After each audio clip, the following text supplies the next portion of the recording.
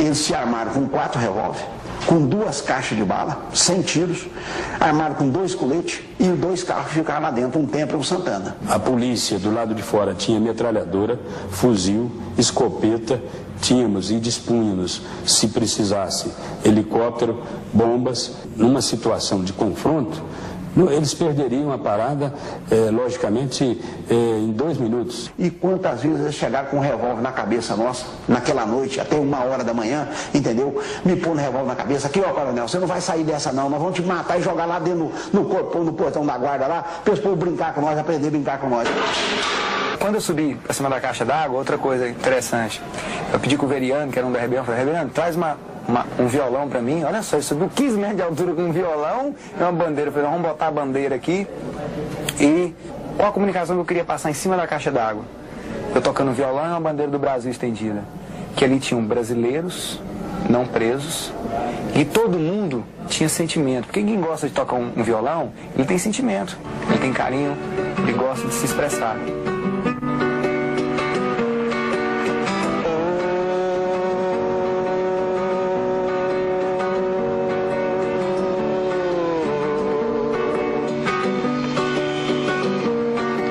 Vocês que fazem parte dessa massa que passam nos projetos do futuro.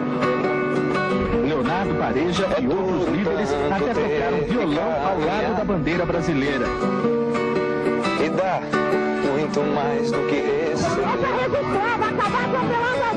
e ter que demonstrar sua coragem. A margem do que possa parecer. 400 eventos já foram transferidos.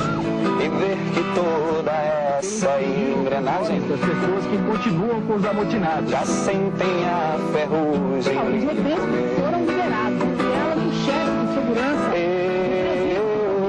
Vida de gado, povo marcado, povo feliz. Vida de gado, povo marcado, povo feliz. Eram patriotas que estavam dentro de uma rebelião, gritando por liberdade. Mas não só a liberdade do muro, a liberdade de vida, de ser humano dentro de um presídio. Para descontrair, eu cantei uma música do Zé Ramalho, então foi isso que eu tentei passar. Naqueles momentos ele tranquilizava. Ora, veja bem, se ele está tocando violão, conversando com a gente, era naquela altura o líder da rebelião, né? Então eu dizia para ele, olha, você também está muito intransigente lá nas negociações. Às vezes ele falava, agora só negocia amanhã às 8 horas. Volta a negociar, Pareja, volta a negociar com eles, que se Deus quiser o trem vai dar certo, rapaz. Você já viu que uma parte já foi atingida, por um carro lá deu esse problema, o defeito só foi o carro, senão tinha acontecido tudo normal. Mauri Carioca também foi um pombo correio, como eu disse. Ele ia e vinha com boas notícias. E o Pareja falou, então de tarde nós vamos lá. Então o que aconteceu? Quando foi dar lá para as 2h30, 3 horas da tarde, o Pareja chegou em mim e falou, Coronel, vamos lá, tá aqui essa relação, olha essa relação aqui. Se eles vão atender essa relação. Você vai entregar essa relação para a comissão. E é para eles atender. O Ângelo, que era o responsável pela negociação, ele acha que ele estava todo sob comando, a imprensa, aquela coisa. Eu queria ver até onde eu poderia testar ele no que ele tinha comando. Eu sabia que ele não tinha comando de porra nenhuma. Ele era um pau mandado da comissão de negociação. Então o que acontece? A maneira que eu fiz foi analisar um muro, uma coisa, eu falei, a imprensa está toda ali do lado de fora, já sei o que eu vou fazer. Me levaram lá para conversar com a comissão. Os primeiros a levar o muro foi o secretário de Segurança Pública e o coronel Juarez. Todos os dois foram exemplar, honraram a sua patente de coronel e falaram com fibra e caráter de homem. Mas à medida que eu saía do corpo da cela dali da 310, um vinha com um machadinho nas minhas costas, um machadinho do açougue, outra vinha com um chusto nas minhas costas, outro vinha com um chusto no meu pescoço, outro com um revólver na minha cabeça. E eu fui conduzido lá das 310 até no portão do presídio lá, perto do campo de futebol, eu fui conduzido desse jeito. Ele sofreu muito lá dentro. Ele sofreu muito mais do que eu e do que outros. Mas aquele palanque de denúncias e de apelos não estava funcionando. Foi quando, acho que na segunda-feira, eu resolvi colocar o auge, o estrelato mesmo, que era o Coronel Limoges. Pareja punha o revólver na minha cara aqui pro lado de lá, punha pra cá, punha lá e tal. Teve uma hora que ele chegou o revólver em mim e tal, que eu senti o revólver em mim, e aí de repente eu vi que ele pegou, quando eles pararam de conversar, de falar, aí ele pegou o revólver, pôs no ouvido e falou, ó, eu não tenho medo de morrer não, você está pensando que ia morrer? Esse pôs me apontando aqui, eu não tenho medo de morrer não, porque se eu morrer, morre o coronel aqui agora e morre todo mundo lá dentro. Atira se vocês for homem, agora eu atiro. E pegou o revólver e montou para um lado lá e pá. Então naquela hora eu não vi o que eu falei, como se diz, entrou em parafuso o meu raciocínio, certo?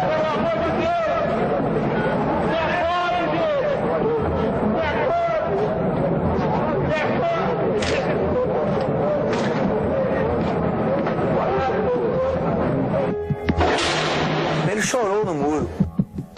Quando ele desceu da escada, ele falou simplesmente, ele pegou a camisa dele, enxugou aquelas lágrimas de crocodilo e falou assim, vocês gostaram?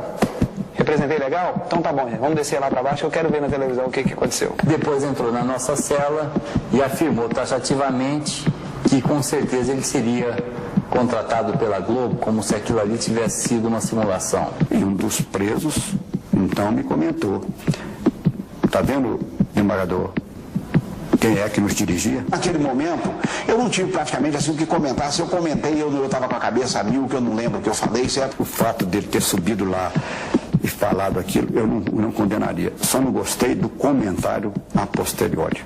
Porque, sem dúvida nenhuma, aquele ato abreviou as negociações.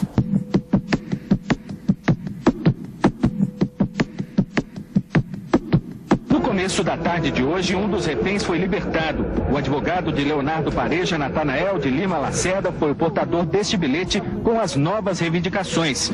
Os presos agora pedem mais 9 metralhadoras, 9 pistolas, muita munição, coletes à prova de bala para 25 pessoas, mais dinheiro, telefones celulares, escolheram carros possantes e querem até dar uma entrevista antes de fugir. O governador interferiu na comissão, que a comissão preservasse a minha vida, porque lá dentro o perigo, e todo mundo sabia disso, que o único que corria perigo de morte dentro do presídio era eu. Ele tinha que intermediar a discussão, tinha que estar saindo lá fora, voltando, e ser uma pessoa de confiança, os todos deveriam respeitá-lo. Ele era um tremendo indisciplinado e gostava de colocar disciplina no presídio, né? Furava até a fila do banho, né? Ele era um disciplinado aqui, a gente ia dar um castigo dele de 30 dias aqui, mas aí a gente optou e passou a mão na cabeça dele. 4 dos reféns foram liberados na madrugada de hoje. Entre eles, um promotor, um delegado, um funcionário do CEPAIGO e o diretor do presídio, Coronel Nicola Limoges Filho. A saída do coronel era prioridade para os negociadores, que temiam represálias. Pela manhã, mais 6 reféns foram soltos. Todos os reféns também tinham certa afinidade. Era como se diz aquela síndrome de Estocolmo.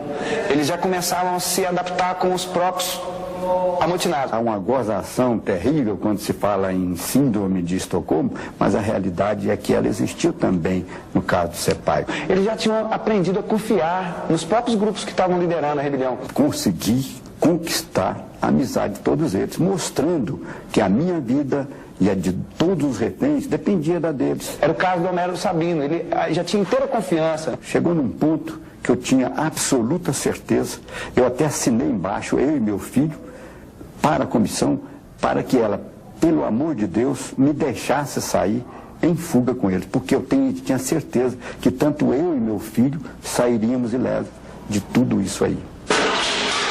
8 carros, 6 reféns. Esse foi o momento terrível que nós vivemos. E eu falei, 2 carros vão ficar sem refém. Como é que vai fazer? Eu falei pro meu pai, falou, silêncio, não conversa, isso não é atribuição nossa. Eu já tinha feito acordo com aqueles que estavam me vigiando como refém, de que eu e meu filho sairíamos num só carro. Se o Homero Sabino saísse com o filho dele, então seriam 5 carros com reféns e 3 sem refém. Foi quando eu sentei junto ao Homero Sabino e falei, olha, vai ser uma decisão do senhor e não minha, não é uma imposição, o senhor vai decidir. Eu posso sair com o seu filho? Eu garanto para o senhor que eu entrego ele lá na sua casa, onde o senhor morar. Ele olhou para mim e falou, não, você eu confio, você pode sair com meu filho.